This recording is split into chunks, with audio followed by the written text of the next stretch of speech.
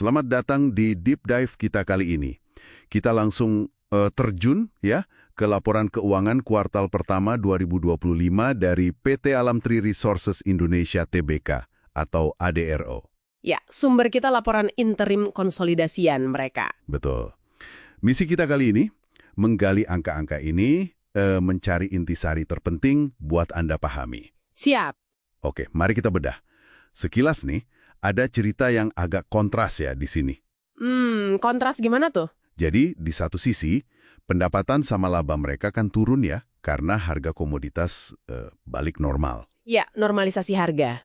Tapi di sisi lain, fundamental ADRO, terutama kalau kita lihat neracanya, wah, itu kokoh banget. Bener. Ini kayak cerita lagi hadapin badai jangka pendek, tapi perisai finansialnya tebel banget gitu. Nah, itu dia.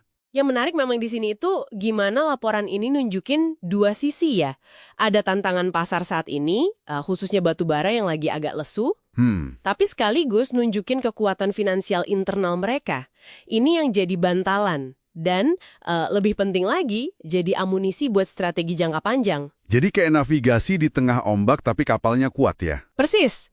Sambil terus investasi besar buat masa depan yang ya mungkin beda. Oke, kita mulai dari yang agak menekan dulu ya. Di laporan raba rugi, pendapatan usaha turun 22,3% dibanding tahun lalu YoY, jadi USD 381,6 juta. Iya, itu penurunan yang cukup terasa. Dan yang lebih signifikan lagi, laba kotornya anjlok 46,5%, jadi tinggal USD 110,3 juta. Wah, jauh lebih dalam ya turunnya laba kotor dibanding pendapatan. Betul, artinya margin keuntungan mereka kepangkas lumayan dalam, dari hampir 42%, jadi sekitar 29% aja margin laba brutonya.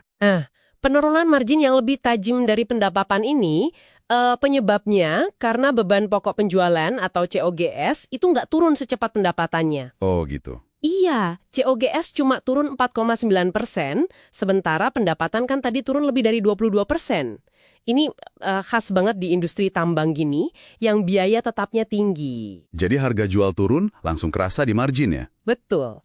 Tapi ada catatan bagus juga nih. Mereka berhasil tekan beban umum dan administrasi. Turunnya signifikan, 34,3% YoY. Wah, itu nunjukin disiplin biaya yang oke.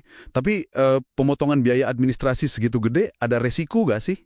Maksudnya, ini efisiensi murni atau jangan-jangan motong yang penting buat dukung proyek diversifikasi besar mereka? Pertanyaan bagus itu. Laporannya sih nggak detail ya soal itu, tapi biasanya perusahaan fokus ke efisiensi yang non-esensial dulu. Oke. Mengingat skala investasi mereka di proyek baru, ya kemungkinan besar ini upaya merampingkan operasi yang udah ada tanpa korbanin kemampuan eksekusi strategis. Tapi ya perlu dipantau terus ke depan. Setuju. Di sisi lain, ketergantungan ke batu bara kan masih tinggi ya. Penjualannya turun 27,8% YoY. Dan juga soal konsentrasi pelanggan. Iya, dua pelanggan besar itu ya? ARO sama IS. Betul, nyumbang 61% pendapatan kuartal ini. Ini bisa jadi pedang bermata dua buat Anda perhatikan. Oke, jadi laba rugi nunjukin tekanan yang jelas. Tapi seperti yang Anda bilang tadi, ceritanya beda kalau lihat neraca. Nah, ini dia benteng pertahanannya ADRO. Total asetnya USD 6,43 miliar, sementara total liabilitas, atau utang ya gampangnya, cuma USD 1,21 miliar. Kecil banget liabilitasnya dibanding aset. Rasio utang terhadap ekuitasnya rendah banget, cuma 0,23 kali. Ini super konservatif. Dan bukan cuma utang jangka panjang loh. Coba lihat rasio lancarnya. Berapa tuh? 4, 9, 8 kali. Artinya, aset lancar mereka itu hampir 5 kali lipat dari kewajiban jangka pendeknya. Wow, 5 kali lipat. Struktur modal kayak gini tuh bukan sekedar kuat, ini udah jadi kemewahan strategis. Maksudnya gimana tuh, kemewahan strategis? Ya, ini ngasih ADRO keleluasaan yang luar biasa buat danain transformasi bisnisnya. Proyek smelter aluminium, PLTA, itu kan gede-gede. Ya, butuh dana besar pasti. Nah, mereka bisa danain sebagian besar dari kantong sendiri, bahkan pas pasar batu bara lagi lemah gini. Ini keunggulan kompetitif yang, wah, signifikan banget. Jadi, neraca kuat ini jadi modal buat manuver strategis ya. Terus, gimana aliran kasnya? Sekuat neracanya nggak? Arus kas operasi atau CFO masih positif sih, USD 89 juta. Masih positif, Tapi kan turun drastis ya, dari Q1 2024 yang hampir USD 490 juta. Iya, turunnya jauh. Itu wajar sih, seiring penurunan pendapatan. Karena penerimaan kas dari pelanggan juga lebih rendah kan? Oke, jadi turunnya CFO wajar. Terus kasnya dipakai buat apa aja? Nah, yang perlu Anda perhatikan itu alokasinya. Ada arus kas keluar yang signifikan buat investasi, CFI, sebesar USD 101,8 juta. Investasi apa tuh? Sebagian besar, USD 153,3 miliar, itu buat beli aset tetap. Ini nyambung nih sama kenaikan nilai pos aset dalam pembangunan di neraca. Oh iya, yang jadi USD 661 juta itu ya? Betul, itu nunjukin proyek-proyek strategis mereka, smelter dan PLTA, itu emang lagi jalan dan nyerap investasi besar. Oke, jadi kasnya banyak dipakai buat investasi pertumbuhan. Tapi mereka juga balikin kas ke pemegang saham kan? Benar, ada arus kas keluar juga buat pendanaan, CFF, sebesar USD 191,2 juta. Itu isinya apa aja? Utamanya itu pembayaran dividen USD 200 juta, sama ada pembelian kembali saham, buyback, sekitar USD 48,6 juta. Jadi ada keseimbangan ya? Tepat, ada keseimbangan yang jelas, pakai kekuatan finansial buat investasi besar di masa depan, tapi juga tetap ngasih pengembalian langsung ke Anda, para pemilik saham.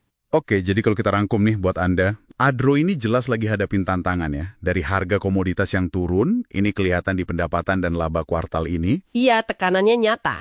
Tapi, fondasi finansial mereka, khususnya neraca, itu solid banget, super kuat. Itu jadi bantalan utamanya.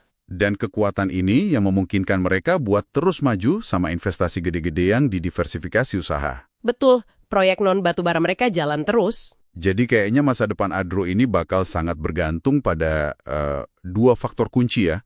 Pertama, harga batubara global. Mau kemana? Itu pasti. Kedua, seberapa mulus mereka bisa eksekusi proyek-proyek raksasa non-batubara ini. Bener nggak? Sangat setuju.